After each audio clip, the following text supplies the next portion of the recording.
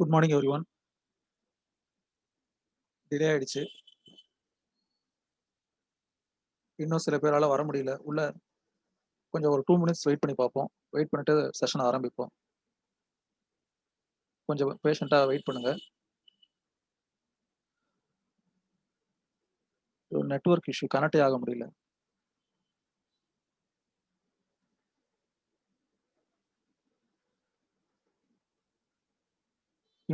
இன்னும் ஒரு பாதி பேருக்கு மேல வர வேண்டியிருக்கு. வெயிட் பண்ணுவோம். நாம இன்னைக்கு ஈஸ்ட்மென்ட் ஆக்ட்ல 3 செக்ஷன் பார்க்கலாம் அப்படின்ட்டு இருக்கேன். பார்ப்போம். ப்ரொவைடட் நெட் கை கொடுக்கணும். செக்ஷன் 13 ஃபர்ஸ்ட் பார்க்க போறோம். Then section 14 and section 15 of easement act. இந்த 3 செக்ஷனுமே கொஞ்சம் இம்பார்ட்டண்டான செக்ஷன். செக்ஷன் 13 என்னன்னு பார்த்தீங்கன்னா easement of necessity and quasi easement. So இந்த 2 விஷயத்தை பத்தி செக்ஷன் 13ல பார்க்க போறோம். இப்போ நம்ம பார்த்துட்டு இருக்கிறது வந்து என்னன்னு பார்த்தீங்கன்னா இந்தியன் ஈஸ்ட்மென்ட் ஆக்ட்ல சாப்டர் 2 பார்த்துட்டு இருக்கோம். So chapter 2 is with regard to imposition, acquisition and transfer of easements. Chapter 2 சரிங்களா? இப்போ அந்த சாப்டர் தான் நம்ம பார்த்துட்டு இருக்கோம். இம்போசிஷன் அப்படின்னா லயபிலிட்டி. யாருடைய ப்ராப்பர்ட்டியில ஈஸ்ட்மெண்ட்டை இம்போஸ் பண்ண முடியும், டு வாட் எக்ஸ்டென்ட், அதுங்கிறது இம்போசிஷன். Acquisition of easement, that is the right of dominant owner or occupier to acquire easement, to what extent and in what cases அப்படிங்கிறது acquisition of easement. Then transfer of easement. இந்த மூணையும் discuss பண்றது தான் chapter 2 சரிங்களா? இப்போ நம்ம பார்க்கக்கூடிய section 13 etcetera எல்லாமே with regard to acquisition of easement. So உங்களுக்கு ஈஸ்ட்மெண்ட் ஆஃப் நெசசிட்டி அப்படிங்கிறது என்னன்னு பார்த்தீங்கன்னா கண்டிப்பா இந்த ஈஸ்ட்மெண்ட் இருந்தால் தான் ஒருத்தருடைய ப்ராப்பர்ட்டியை என்ஜாய் பண்ண முடியும்னு சொல்றதுக்கு பேர் ஈஸ்ட்மெண்ட் ஆஃப் நெசசிட்டி. குவாசி ஈஸ்ட்மெண்ட்னா அந்த அளவுக்கு நெசசிட்டி இருக்காது. It is as if and easement. குவாசினா ஆசிஃப் சரியா, ஆனாலும் தேவைப்படுது. ஆனால் குறைந்த அளவில் அதோட பயன்பாடு இருந்தா போதும் அப்படிங்கிற மாதிரி இருக்கிறதுக்கு பேரு குவாசி ஈஸ்ட்மெண்ட்னு பேரு சரியா? சரி, செக்ஷன் 13 பார்ப்போம். Section 13 easements of necessity and quasi easements where one person transfers or bequeaths immovable property to another. So this is the prefix for this section. இதுக்கு அடுத்து வரக்கூடிய எல்லா கிளாஸஸ்மே சஃபிக்ஸ் சரியா? ஸோ ப்ரஃபிக்ஸ் வந்து என்ன அப்படின்னு பார்த்தீங்கன்னா where one person transfers or bequeaths immovable property to another, class A. If an easement in other immovable property of the transferor or testator is necessary for enjoying the subject of the transfer or bequest, the transferee or legatee shall be entitled to such easement. ஒரு டிரான்ஸ்ஃபரார் இல்ல ஒருத்தர் உயில் எழுதி வைக்கிறார்ல, அவரை பெக்வத்தார்னு சொல்றோம். So அவங்க என்ன பண்றாங்க, ஒரு ப்ராப்பர்ட்டி அவங்க ரீடைன் பண்ணிக்கிறாங்க, இன்னொரு ப்ராப்பர்ட்டியை ஒருத்தவங்களுக்கு டிரான்ஸ்ஃபர் பண்றாங்க, இல்ல வில் எழுதி வைக்கிறாங்க சரியா? இப்ப அந்த டிரான்ஸ்ஃபரிக்கோ இல்ல அந்த வில் யாருக்கு எழுதி வச்சிருக்காங்களோ அவங்களுக்கு இவர்கிட்ட மிச்சம் ரீடைன் பண்ணிருக்கிற ப்ராப்பர்ட்டியில ஒரு ஈஸ்ட்மெண்ட் தேவைப்படுது. அந்த ஈஸ்ட்மெண்ட் இருந்தா தான் அவங்களுக்கு டிரான்ஸ்ஃபர் பண்ணக்கூடிய ப்ராப்பர்ட்டி அவங்களால என்ஜாய் பண்ண முடியும். அப்படின்னா then they are entitled for easement over the transferor's land or the bequeather's land. அதுதான் வந்து செக்ஷன் 13 கிளாஸ் ஏ சரியா? Then section 13 class B. அதே மாதிரி வழக்கம் போல அந்த ப்ரெஃபிக்ஸை பார்த்துட்டு பார்ப்போம். Where one person transfers or bequeaths immovable property to another, class B. If such a easement is apparent and continuous and necessary for enjoying the said subject as it was enjoyed when the transfer or bequest took effect, the transferee or legatee shall, unless a different intention is expressed or necessarily implied, be entitled to such easement. So class B என்ன சொல்லுதுன்னா, class B speaks about two kinds of easement. Easement which are apparent and continuous. So இப்போ உங்களுக்கு kinds of easement கொஞ்சம் தெரியும்னு நினைக்கிறேன். apparent easementனா என்னது, ஒரு வெளிப்படையா தெரியும், பட் அந்த சயின்ஸ் வந்து என்ன விசிபிளா இருந்தாலுமே கூட ஒரு காம்பிடன்ட் பர்சனால தான் அந்த ஈஸ்ட்மெண்ட் எந்த வகையில பயன்படுத்தணும் அப்படிங்கறத தெரிஞ்சுக்க முடியும். அந்த மாதிரி இருந்தா அதுக்கு பேரு அப்பேரண்ட் ஈஸ்ட்மெண்ட்னு பேரு. அதே மாதிரி கண்டினியூஸ் ஈஸ்ட்மெண்ட்னா without interruption of a man and easement can continue அப்படின்னா அதுக்கு பேரு கண்டினியூஸ் ஈஸ்ட்மெண்ட் அர்த்தம். ஸோ இப்போ கிளாஸ் பி என்ன சொல்லுதுன்னா, if an easement is apparent or continuous easement சரியா, and it is necessary for enjoying the said subject. அதாவது இப்போ அந்த டிரான்ஸ்ஃபராரோ இல்ல அந்த உயில் எழுதி வைக்கிறவரோ என்ன பண்றாங்க, ஒரு ப்ராப்பர்ட்டியை டிரான்ஸ்ஃபர் பண்றாங்க இல்லையா? அந்த டிரான்ஸ்ஃபரிக்கும் அந்த லீகேட்டிஸ் ஆஃப் தட் டெஸ்டேட்டர் அவங்களுக்கும் என்ன தேவைப்படுது அப்படின்னு பாத்தீங்கன்னா, இவர் ரீடைன் பண்ணியிருக்கக்கூடிய அந்த ப்ராப்பர்ட்டில இருக்கக்கூடிய அந்த ஈஸ்மெண்ட் தேவைப்படுதுன்னா, then they are entitled for such easement provided it is a continuous and apparent easement அப்படின்னு சொல்றது தான் 13 class B. If such an easement is apparent and continuous and necessary for enjoying the said subject as it was enjoyed when the transfer or bequest took effect, the transferee or legatee shall, unless a different intention is expressed or necessarily implied, be entitled to such easement. அதாவது என்ன சொல்றாங்க அப்படின்னு பாத்தீங்கன்னா, with regard to continuous easement and apparent easement, ஒரு transfer பண்றதுக்கு முன்னாடி இல்ல ஒரு உயில் எழுதி வைக்கிறதுக்கு முன்னாடி ஒரு ஈஸ்மெண்ட் ரைட் எக்ஸிஸ்ட் ஆச்சு அப்படின்னா, அந்த டிரான்ஸ்ஃபர் கம்ப்ளீட் ஆனதுக்கு அப்புறம் டிரான்ஸ்ஃபரிக்கும் அவர் உயில் எழுதி வச்சவர் இறந்ததுக்கு அப்புறமா அவரோட லீகேட்டிஸ்க்கும் that same right would continue in case of continuous and apparent easement. It is not necessary it should be mentioned in express words. அதுதான் இந்த செக்ஷன் சொல்றது. அது வந்து குறிப்பிடவில்லை என்றாலும் கூட, அதை பற்றி அந்த டாக்குமெண்ட் சைலண்டாக இருந்தாலும் கூட, அந்த டிரான்ஸ்ஃபர் நடக்கிறதுக்கு முன்னாடி அந்த ஈஸ்மெண்ட்ரி ரைட் இருந்தா தான் அந்த ப்ராப்பர்ட்டியை என்ஜாய் பண்ண முடியும்னு ஒரு சுச்சுவேஷன் இருந்திருந்தா, அந்த டிரான்ஸ்ஃபர் கம்ப்ளீட் ஆனதுக்கு அப்புறமா கூட அந்த டிரான்ஸ்ஃபரிக்கும் இல்ல after the death of the testator அதோட லீகேட்டிஸ்க்கும் என்ன இருக்கு அப்படின்னு பாத்தீங்கன்னா, திஸ் ஈஸ்மெண்ட் வுட் கண்டினியூ அப்படின்னு சொல்றது தான் கிளாஸ் பி. சரியா? Then 13 class C. 13 class C என்னன்னு பாத்தீங்கன்னா, 13 கிளாஸ் ஏ உடைய ஆப்போசிட் பார்ட். 13 கிளாஸ் ஏல என்ன பார்த்தோம்? 13 கிளாஸ் ஏல அந்த டிரான்ஸ்ஃபரிக்கு 13 கிளாஸ் ஏ ஞாபகம் இருக்கா? இப்ப நான் ஃபர்ஸ்ட் சொன்னது என்ன சொன்னேன்? ஒரு ப்ராப்பர்ட்டியை அந்த டிரான்ஸ்ஃபரர் வச்சுக்கிறாரு, இன்னொரு ப்ராப்பர்ட்டியை டிரான்ஸ்ஃபர் பண்றாரு. ஸோ அந்த டிரான்ஸ்ஃபரிக்கு டிரான்ஸ்ஃபரர் கிட்ட ரீடைன் பண்ணிருக்க ப்ராப்பர்ட்டில ஒரு ஈஸ்மெண்ட் இருக்கு அப்படின்னா, அந்த ஈஸ்மெண்ட்டை ஆக்சஸ் பண்றதுக்கு அவர் ரைட் இருக்கு அப்படின்னு சொன்னது 13 கிளாஸ் ஏ. 13 கிளாஸ் சி என்னன்னா அப்படியே வைசி வர்சா. அதாவது டிரான்ஸ்ஃபரர் 2 ப்ராப்பர்ட்டில ஒரு ப்ராப்பர்ட்டியை டிரான்ஸ்ஃபர் பண்ணிடுறாரு. அந்த டிரான்ஸ்ஃபர் பண்ண ப்ராப்பர்ட்டில தான் ஈஸ்மெண்ட் ரைட் இருக்கு. சரியா? அப்போ இந்த டிரான்ஸ்ஃபராரோ இல்ல அவருக்கு அப்புறமா அவரோட லீகல் ஹேர்ஸ்க்கோ என்ன உரிமை இருக்குன்னு பாத்தீங்கன்னா, அந்த டிரான்ஸ்ஃபரியோடைய ப்ராப்பர்ட்டில இருக்கக்கூடிய அந்த ஈஸ்மெண்ட்ரி ரைட்டை என்ஜாய் பண்றதுக்கு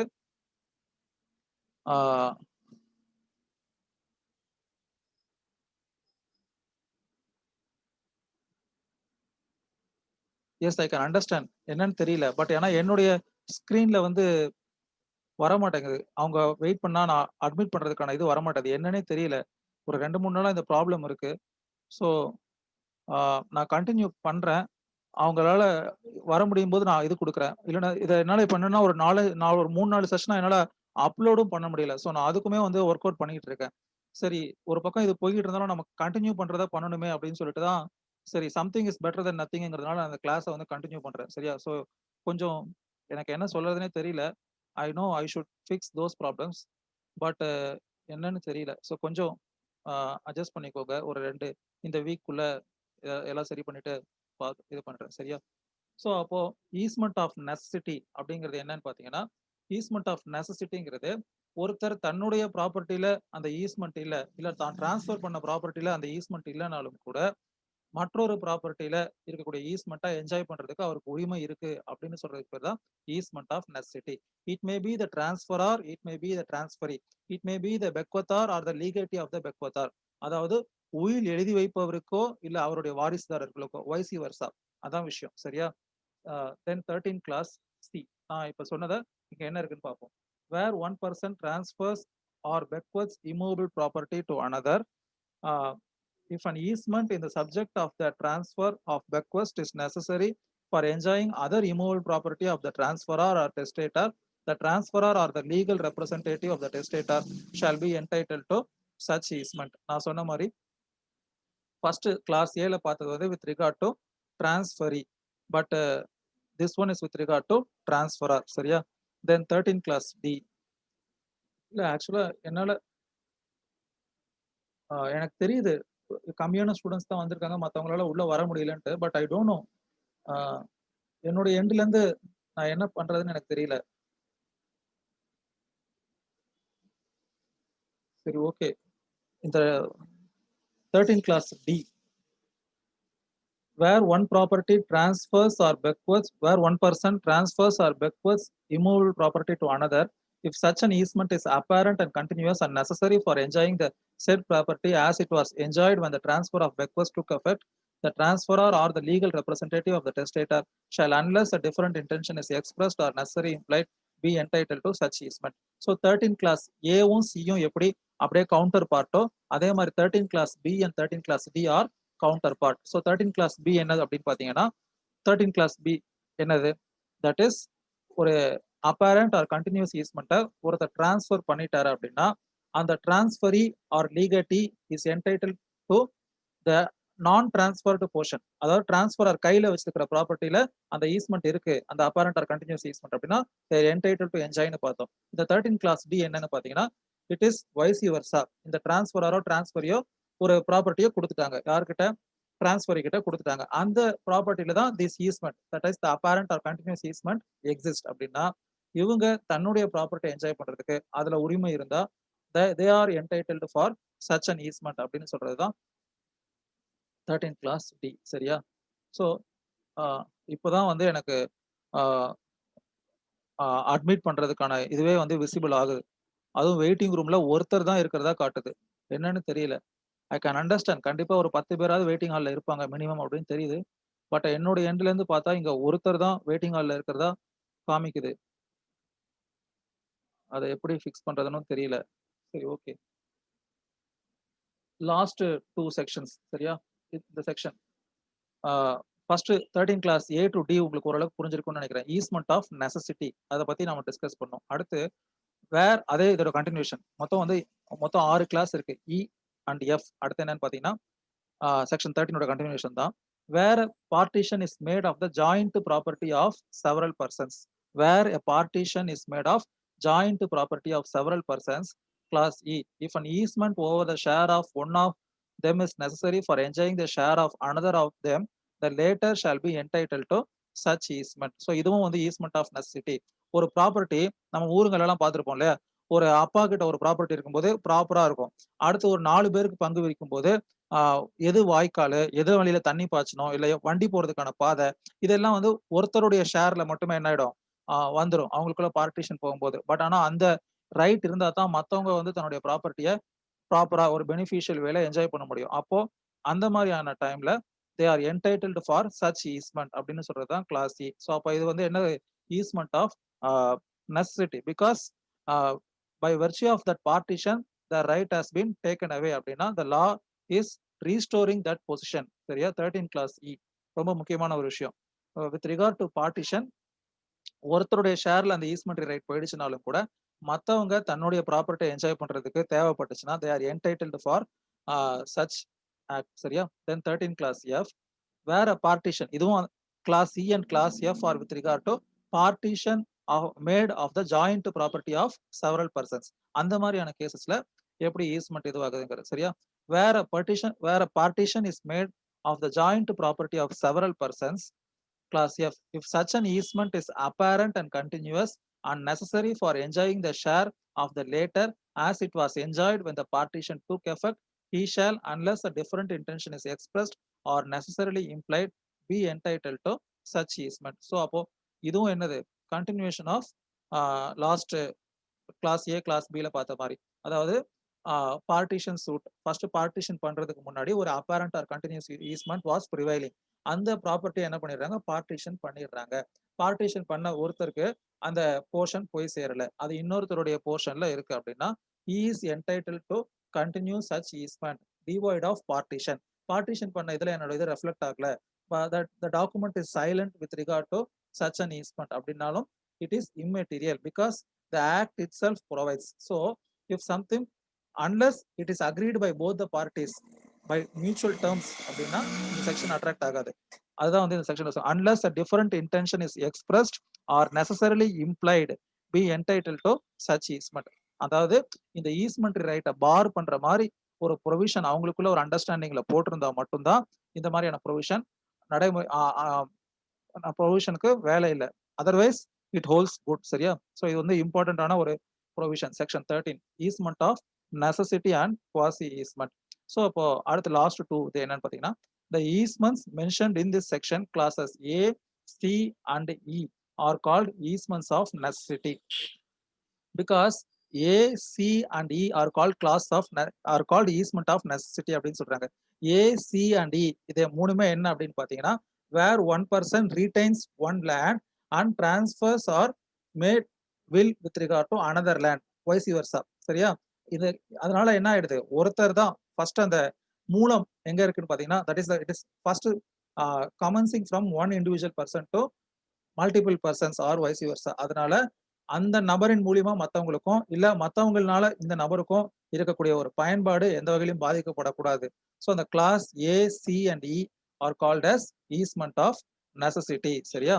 weather immovable property passes by operation of law, the sons from and to whom it so passes or for the purposes of this section to be deemed respectively the transferor and transferee. ஸோ அந்த transferor transfereeங்கிறது by operation of parties மட்டும் தான் இருக்கணுங்கிற அவசியம் கிடையாது. Court order மூலியமா ஒருத்தர் அந்த ப்ராப்பர்ட்டியை அக்வயர் பண்ணியிருந்தாலும் அவங்களுக்கும் இது பொருந்தும். அதே மாதிரி ஒரிஜினல் ஓனருடைய சன்ஸ் வந்து அதுக்கு இன்ஹெரிட் பண்ணிட்டு அவங்க ஒரு டிரான்ஸ்ஃபர் பண்ணாலும் இது பொருந்தும். நான் ஏற்கனவே சொன்ன மாதிரி ஈஸ்மெண்ட்ங்கிறது என்ன அப்படின்னு பாத்தீங்கன்னா, it is running with the land, right? Running with the land. So it is immaterial who is occupying, whether the original owner or his legal heirs, or it is made by parties or it is made by operation of law அப்படிங்கிறதெல்லாம் அவசியம் கிடையாது.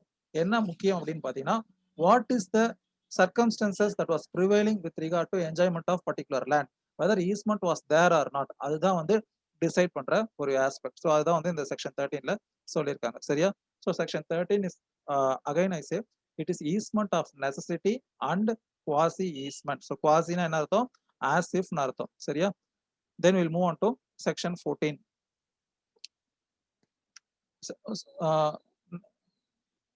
ஓரளவுக்கு புரிஞ்சிருக்கும்னு நினைக்கிறேன். இது என்ன ஆக்சுவலா ப்ராப்ளம்னே தெரியல எனக்கு. நெட் அன்ஸ்டேபிள்னு காட்டுது. ப்ராப்பரா இது பண்ண முடியல. நல்லா தான் போயிட்டு இருந்துச்சு. ஆக்சுவலா நான் இந்த மாதிரி நெட்வொர்க் இஷ்யூ வரும்போது உங்க ஃப்ரெண்டு ஒருத்தர் இங்க பக்கத்துல இருக்காரு, ஏ செக்ஷன் ஃப்ரெண்டு. நான் அவரை வர சொல்லி இதெல்லாம் ஃபிக்ஸ் பண்ணிட்டு தான் நான் வந்து கண்டினியூ பண்ணிட்டு இருந்தேன். பட் அவருக்கு இப்போ கொஞ்ச நாளா அவரால் வர முடியல. நான் அவர்கிட்ட சொல்லியிருக்கேன். அதே மாதிரி இன்னொரு ஸ்டூடெண்ட் கிட்டயும் ஹெல்ப் கேட்டிருக்கேன் இதை சரி பண்றதுக்கு. என்னால அப்லோட் பண்ண முடியல. அப்லோட் பண்ணும்போது சர்வர் இஸ் ரிஜெக்டட்னு காட்டுது. அதனால கொஞ்சம் 3-4 செஷனா அப்லோட் பண்ண முடியல. ஸோ இந்த மாதிரி சின்ன சின்ன ப்ராப்ளம்ஸ்லாம் இருக்கு ஃபிக்ஸ் பண்றதுக்கு. நான் அதுக்கு ஒரு 2-3 ஸ்டூடெண்ட்ஸ் கிட்ட கேட்டிருக்கேன். அதுல ஒருத்தர் இன்னைக்கு வரேன்னு சொல்லியிருக்காங்க. அப்படி வந்தாங்கன்னா நான் அதை ஃபிக்ஸ் பண்றேன். சரிங்களா? ஏன்னா எனக்கு தெரிஞ்சதுன்னா கண்டிப்பா நான் பண்ணியிருப்பேன். எனக்கு அது சரியா தெரியல. இன்னொரு ஸ்டூடெண்ட் கிட்ட கொடுத்து அந்த யூடியூப் இதையும் அப்லோட் பண்ண சொல்லியிருக்கேன். அவங்களும் பண்ணியிருக்காங்க. பட் அதுல எப்படி என்னால வீடியோ அப்லோட் பண்றதுன்னு எனக்கு தெரியல. ஸோ அதையும் நான் இந்த வீக்குள்ள தெரிஞ்சுக்கிட்டு உங்களுக்கு நான் ப்ராப்பரா எல்லாத்தையும் சரி பண்ணி தரேன். சரிங்களா? Now we'll move on to section 14. Direction of way of necessity. So அப்போ செக்ஷன் 13ல நம்ம ஈஸ்மெண்ட் ஆஃப் நெசசிட்டி அப்படிங்கிறத பார்த்துட்டோம். செக்ஷன் 14 என்ன அப்படின்னு பார்த்தீங்கன்னா, in which way such easement of necessity should be directed, எப்படி அது நடைமுறைப்படுத்தப்படணும் அப்படின்னு செக்ஷன் 13 ப்ரொசீஜரல் பார்ட் வந்து செக்ஷன் 14. சரியா? சரி, ஒரு ஸ்டூடெண்ட் சஜஸ்ட் பண்ணிருக்காங்க, I should start a telegram சேனல்னு சொல்லிட்டு. பட் ஐ வில் டிசைட் எது பெட்டரா இருக்குன்னு சொல்லிட்டு. எனக்கு வந்து இந்த வார்த்தைகள் இதெல்லாம் கொஞ்சம் புதுசா இருக்கு. எனக்கு கொஞ்சம் டைம் கொடுங்க. நான் அதுக்குள்ள எது பெட்டரா இருக்குமோ பார்த்து பண்றேன். ஃபர்ஸ்ட் ஜூமும் ஓரளவுக்கு நல்லா தான் போயிட்டு இருந்துச்சு. மோசம் இல்ல. நான் இனிஷியலா தனியாவே நான் ட்ரையல் மாதிரி ஒன்று பண்ணேன். மீட்ல வந்து கிளாஸ் எடுக்கிறதுக்கு. பட் என்னன்னா இதுல யூஸ் ஆகுற டேட்டாவோட அது ஆல்மோஸ்ட் 3 to 4 டைம்ஸ் யூஸ் ஆச்சு. என்னால அது ப்ராப்பரா இது பண்ண முடியல. சரிங்களா? ஸோ அதனால I thought zoom is comparatively better when compare to meet. அதுல அப்லோட் பண்ணதுக்கும் ரெக்கார்ட் பண்றதுக்கும் டேட்டா கம்மியா ஆகுது. என்னால பண்ணவும் முடிஞ்சது இவ்வளவு நாள். இப்ப நடுவில் கொஞ்ச நாளா லாஸ்ட் ஒரு வாரமா தான் இந்த பிரச்சனை இருக்கு. I will try to fix. சரியா? சரி, now will move on to section 14. Direction of way of necessity. Section 14, direction of way of necessity. When a right to a way of necessity is created under section 13, the transferor, the legal representative of the testator, or the owner of the share over which the right is exercised, as the case may be, is entitled to set out the way, but it must be reasonably convenient for the dominant owner. So section 14 specifically speaks about right to way. Easementary ரைட்டுங்கிறது எந்த மாதிரியான ரைட்டா வேணாலும் இருக்கலாம். For beneficial enjoyment of dominant owner's property. But section 14 specifically speaks about right to way. அதாவது பாதைன்னு சொல்லுவோம் இல்லையா, நாம வந்து அந்த பெனிஃபிஷியல் ஓனருடைய ப்ராப்பர்ட்டியை என்ஜாய் பண்றதுக்கு ஒரு பாத் தேவைப்படுது, உள்ள வர்றதுக்கும் வெளியில போறதுக்கும்.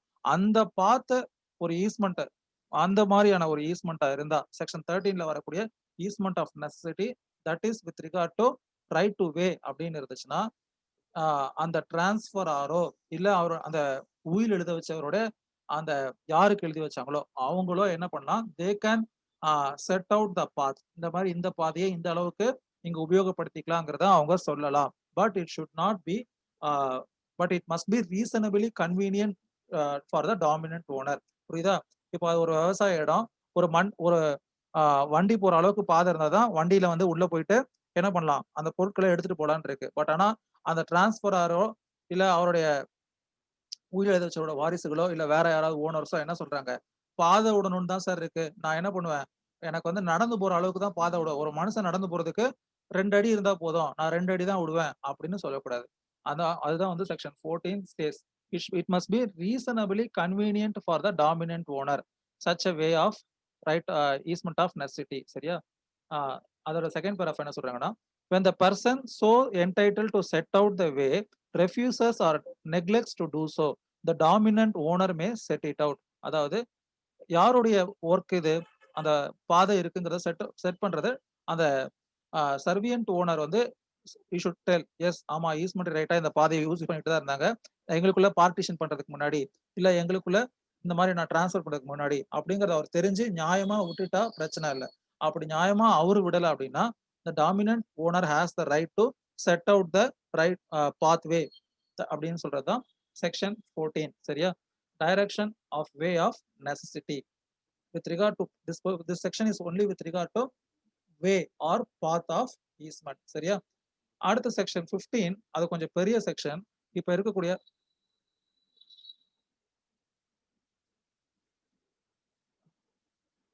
இப்போ புதுசா ஒருத்தர் வந்து ஒரு சஜஷன் கொடுத்திருக்காரு, என்னுடைய வீடியோவை வந்து இது பண்ணா கொஞ்சம் பெட்டரா இருக்கும்னு சொல்லிட்டு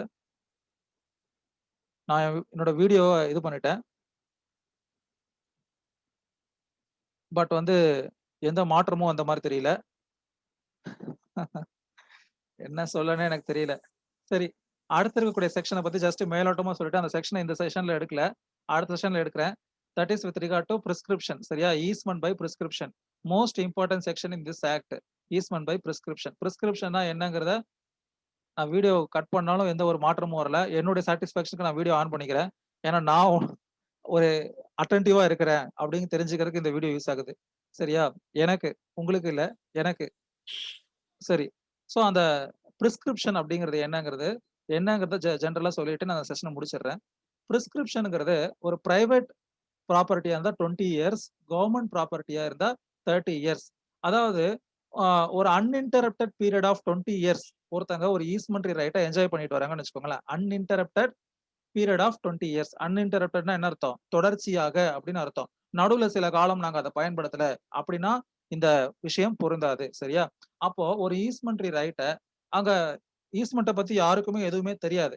அதாவது expressly it is not provided anywhere, but the parties concern are enjoying that easement for minimum period of 20 years without any interruption அப்படின்னா then they are entitled for that easement as a matter of right அப்படின்னு சொல்றதுக்கு பேர் தான் prescriptive easement. அது ஒரு private லேண்டா இருந்தா, private சர்வியன்ட் ஹெரிட்டேஜா இருந்தா it is 20 years. அதே ஒரு கவர்மெண்ட் சர்வியன்ட் ஹெரிட்டேஜா இருந்தா இட் இஸ் ஃபார் 30 இயர்ஸ். சரியா? இப்போ ஒரு கிராமத்துல எல்லாரும் சேர்ந்து ஒரு இடத்துல தங்கியிருப்பாங்க. சுத்தி ஒரு இடம் இருக்கும்.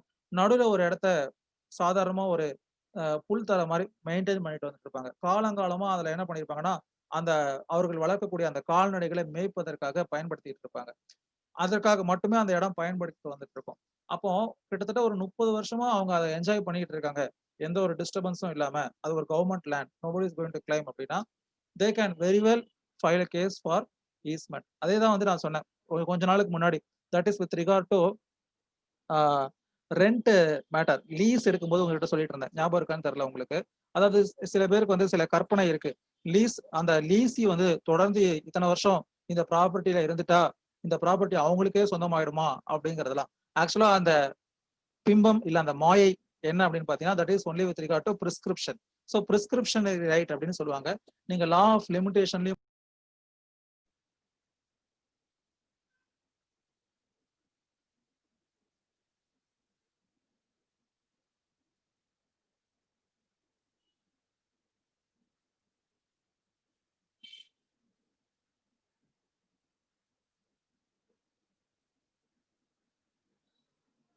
என்னன்னு தெரியல. I'm extremely sorry. நான் அந்த செஷனை வந்து முடிச்சுக்கிறேன். ஸோ பிரிஸ்கிரிப்ஷனுங்கிறது ஜென்ரலா ஒரு ப்ராப்பர்ட்டில ஒருத்தர் வந்து உரிமை கோருவது. அதாவது ஒரு கவர்மெண்ட் லேண்டா இருந்தா ஒரு 30 இயர்ஸ் மினிமம் 30 இயர்ஸ் ஒருத்தங்க இருந்துட்டாங்கன்னா கேஸை ஃபைல் பண்ணுவாங்க. ஒரு முன்சிஃப் கோர்ட்ல கேஸ் ஃபைல் பண்ணி they would declare themself as the owner of that concerned property. அதுக்கு டிக்ளரேஷன் ஆஃப் டைட்டில் கேட்டு சூட் ஃபைல் பண்ணணும். அண்டர் வாட் ஆஸ்பெக்ட் அப்படின்னா under the right of prescription. சரியா? அது வந்து எப்போ ஃபைல் பண்ணணும்னா ஒரு பிரைவேட் லேண்டா இருந்தா 20 இயர்ஸ் கம்ப்ளீட் ஆகி நெக்ஸ்ட் வித்தின் 2 இயர்ஸ்க்குள்ள அந்த செகண்ட் இயர் 20 பிளஸ் 2 கம்ப்ளீட் ஆகி அந்த தேர்ட் இயர் முடியறதுக்குள்ள அந்த 1 இயர் கரெக்டா சொல்லணும்னா 22nd டு 23rd இயர்க்குள்ள you have to file a suit for prescription. அதாவது மினிமம் அதுக்கு மேல என் கூட ஃபைல் பண்ணலாம். நான் 25 வருஷமா இருக்கேன் சார். அப்ப அந்த பீரியடே லேப்ஸ் ஆயிடுச்சு. நான் இப்ப இந்த சூட்டை ஃபைல் பண்ண முடியுமா வித் ரிகார்ட் டு பிரிஸ்கிரிப்ஷன்னா? Yes, very well you can file a suit for prescription. Minimum time period என்ன சொல்லியிருக்காங்கன்னா 20 years and after that 2 years you should wait like an incubation period மாதிரி. அந்த டைமும் முடிஞ்சிருச்சு அப்படின்னா you can file a suit for prescription. Prescription now we are going to discuss with regard to prescription in regard to easementary right. பிரிஸ்கிரிப்ஷன்ங்கிறது காமனா ஒரு civil கேசஸ்ல ஒரு property டிஸ்பியூட்ல டைட்டில கூட டிசைட் பண்ணலாம். அப்ப இப்ப சில பேர் வந்து சில இடங்கள்ல இருப்பாங்க. அவங்களுக்கு பட்டா இருக்காது. But they might be staying there for more than 2 generation or 3 generation அப்படிலாம் கூட.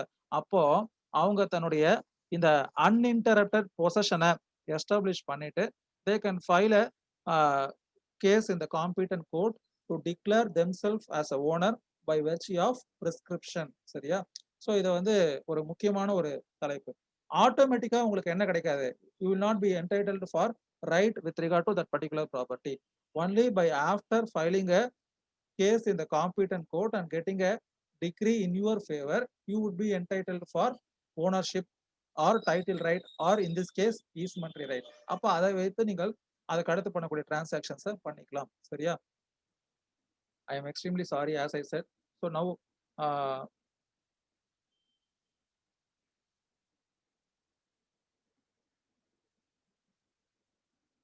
எனக்கு என்ன சொல்லன்னு தெரியல.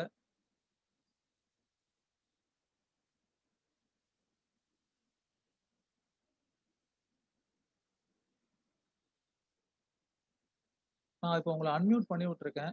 உங்க இருக்கிற அந்த 20 பேர் 24 பேருக்கு ஏதாவது சந்தேகம் இருந்தாலோ இல்லை ஏதாவது இருந்தால் நீங்க ஷேர் பண்ணுங்க. With regard to this technical aspect சில பேர் டெலிகிராஃப்னு ஒன்று ஓப்பன் பண்ணுங்க. அப்போ இந்த மாதிரி ஒரு சில பேர் ஒவ்வொரு கருத்து சொல்லியிருக்கீங்க. நான் அதை வந்து கன்சிடர் பண்றேன். ஏன்னா நானே வந்து இதை டைரக்டா நான் பண்ணாம இன்னொருத்தங்க ஸ்டூடெண்டோட ஹெல்ப் மூலியமாவோ இல்லை அந்த மாதிரி தான் பண்றேன். அவங்க கிட்ட ஏற்கனவே ஒரு சில ஒர்க்கை அசைன் பண்ணி கொடுத்துருக்கேன். அவங்களும் அதை மேக்ஸிமம் பண்ணியிருக்காங்க. அப்படி இருக்கும்போது நான் இன்னொரு சேனல் இது வேண்டாம் இன்னொரு ஸ்ட்ரீம் போவோம் அப்படின்னு சொன்னா அது சரியா இருக்குமான்னு தெரியல. அதனால இப்போ இது வரைக்கும் அந்த ஒர்க் அவுட் பண்ணி இன்னும் நடைமுறைக்கு வராத அந்த அது எப்படி இருக்கு அப்படிங்கிறத தெரிஞ்சுக்கலாம். தெரிஞ்சுக்கிட்டு நான் உங்களுக்கு ஆல்டர்னேட்டிவா அது சரிப்பட்டு வரலன்னா அடுத்து என்ன பண்ணலாம் அப்படிங்கிறத பார்ப்போம். சரிங்களா? அதனால இப்போதைக்கு கொஞ்சம் பொறுமையா இருங்க. மிட்சம் போர்ஷன் வந்து நான் டிசைட் பண்ண முடியுமான்னு கூட எனக்கு தெரியல. ஏன்னா இது வரைக்கும் எங்களுக்கு எந்த சர்க்குலருமே வரல. ஃபர்ஸ்ட் அந்த சர்க்குலர் இந்த மாதிரி அக்டோபர்ல வச்சிருந்ததை போஸ்ட்போன் பண்ணிருக்காங்க அப்படிங்கிற சர்க்குலர் தான் எனக்கே வந்ததே தவிர அக்டோபர்ல இருந்ததுங்கிறது கூட எனக்கு தெரியல. அதனால நான் தான் டிசைட் பண்ணணும் மிட்சம் போர்ஷனை என்னுடைய கன்வீனியன்ஸ்ல தான் இருக்கும் அப்படின்னு சொன்னா நான் உங்க எல்லாரோடையுமே நான் எடுக்கக்கூடிய 2 செக்ஷன் ஸ்டூடெண்ட்ஸோடையுமே டிஸ்கஸ் பண்ணிட்டு எல்லாருக்கும் கன்வீனியன்ட்டா இருக்கிற மாதிரி, அதாவது குறைவா வச்சாலும் நிறைவா நீங்க படிச்சு தெரிஞ்சுக்கிற மாதிரி எழுதுற மாதிரி என்ன போர்ஷன் செட் பண்ண முடியுமோ அப்படி செட் பண்ணி பண்ணுவோம். சரியா? But with regard to how it is going to be done or how it is going to be evaluated அந்த மாதிரியான விஷயங்கள்லாம் எனக்கு தெரியல. நான் ஏற்கனவே உங்களுக்கு சொன்ன மாதிரி எவல்யூஷனை பத்தி நீங்க கவலைப்படாதீங்க. Because evolution does not determine your standard or your understanding ability. நான் இப்போ சொன்னேன் இல்லையா, சமீபத்தில் நான் ஒரு பிரைவேட் யூனிவர்சிட்டிக்கு பேப்பர் கரெக்ஷனுக்கு போயிருந்தேன், லா யூனிவர்சிட்டிக்கு. ரொம்ப மோசம். என்னன்னா பர்மனன்ட் ஸ்டாஃபே சில கவர்மெண்ட் காலேஜஸ்ல இருந்து லா காலேஜஸ்ல இருந்து வராங்க. ப்ராஜெக்ட் டாபிக்ஸ் மத்ததெல்லாம் நம்ம சொல்லுவோம். என்ன அப்படின்னா, அந்த பேப்பர் கரெக்ஷன் பண்றவங்களுக்கு ஆன்சர் கீன்னு ஒண்ணு குடுக்குறாங்க. அது வந்து ப்ராப்பரா இல்ல. அவங்க புக்க ரெஃபர் பண்றதுக்கோ, இல்ல அந்த மாதிரியான விஷயங்களும் குடுக்குறதில்ல. But only for that monetary amount some people are taking the number of papers. எனக்கு ஒரு பேப்பர வந்து ஆஃபர் பண்ணாங்க. வாட்டர் லாஸ்ன்னு போட்டிருந்துச்சு. இன்னொன்னு ஸ்பேஸ் லான்னு போட்டிருந்துச்சு. நிஜமா இத பத்தி எந்த ஒரு அறிவுமே எனக்கு கிடையாது. அது தெரியாதத தெரியாதுன்னு சொல்லிக்கிறதுல தப்பு இல்ல. அப்ப அது சம்மந்தமா நான் புக்ஸ் குடுங்க. நான் பார்த்துட்டு இது பண்றேன்னா, அந்த புக்ஸும் அவங்க புரொவைட் பண்ணல. தென் ஐ செட் அப்ப then I should be allow to choose what I can correct அப்படின்னு சொல்லிட்டு ஒரு 4, 5 சப்ஜெக்ட் இது பண்ணி நான் வாங்கி பண்ணேன். ஆனா நெறைய பேர் பார்த்தீங்கன்னா, என்னுடைய கொலீக்ஸா இருக்காங்க. எனக்கும் தெரியும். அவங்களுக்கு ஸ்பேஸ் லா தெரியாது. இல்ல வாட்டர் லா தெரியாதுன்ட்டு. But they are getting those bundle because they are going to get money. எவ்வளோ பேப்பர் முடிச்சு தரோமோ, அவ்வளோ பேப்பர் இது. நான் அத பண்ணல. அதுக்கப்புறமா நான் அந்த ஒரு நாளோட சரி. நான் பேப்பர் கரெக்ஷனுக்கே போல. ஸோ அதனால நான் என்ன உங்களுக்கு சொல்றேன்னா, you don't estimate yourself by valuation result or something. You estimate yourself by what effect you put and to what extent you understand the subject or other things. அதுதான் வந்து முக்கியமே தவிர, மத்தபடி மத்தவங்க உங்கள எப்படி கணிக்கிறாங்க, உங்களுக்கு நம்ம நெனச்ச அளவுக்கு மார்க் வரல, இல்ல எஃபோர்ட் இது பண்ணல அப்படிலாம் நீங்க நினைக்கவே நினைக்காதீங்க. சரியா? ஸோ தட் இஸ் மை ஒரு இது மாரி ஒரு சஜஷன் ஆர் ஒரு ஃப்ரெண்ட்லி ரெக்வெஸ்ட்ங்கிறது. சரியா? சரி. இப்போ உங்கள அன்மியூட் பண்ணிட்டேன்னு நெனைக்கிறேன். ஏதாவது சந்தேகம் இல்ல ஏதாவது சொல்லணும்னா நீங்க சொல்லுங்க. ஏதாவது தெரிஞ்சுக்கணும், ஏதாவது கேட்கணும்னா கேளுங்க. ஐ அம் எக்ஸ்ட்ரீம்லி சாரி. இன்னைக்கு கிளாஸ் வந்து கொஞ்சம் இந்த மாரி ஆனதுக்கு. நானும் கடந்த கிட்டத்தட்ட 1 வாரமா இதே தான் திருப்பி திருப்பி சொல்லிட்டு இருக்கேன். Even I feel bad. தெரியல என்னன்ட்டு. இது என்னன்னா கன்டினியூஸா ஒரு பிரச்சனை வந்த மாரி வந்து தெரிய மாட்டேங்குது. இப்ப நேத்து கிளாஸ்ல பார்த்தீங்கன்னா 46 ஸ்டூடண்ட்ஸ் அட்டெண்டட். அந்த செஷன் ஃபுல்லா அமைதியா போச்சு. எந்த ஒரு டிஸ்டர்பன்ஸுமே இல்ல. இன்னைக்கு செஷன்ல இப்படி ஒரு பிரச்சனை வருது.